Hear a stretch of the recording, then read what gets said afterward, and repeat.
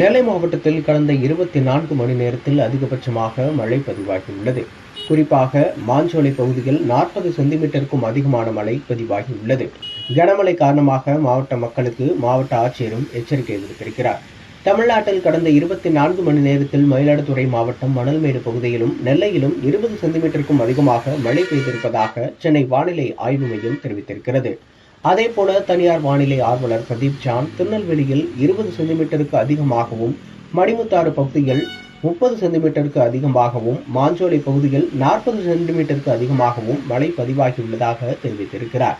தவிர நெல்லையின் ஊத்து பகுதியில் 50 சென்டிமீட்டருக்கும் அதிகமாக மழை பதிவாகியுள்ளதாக தகவல்கள் வெளியாகியுள்ளன.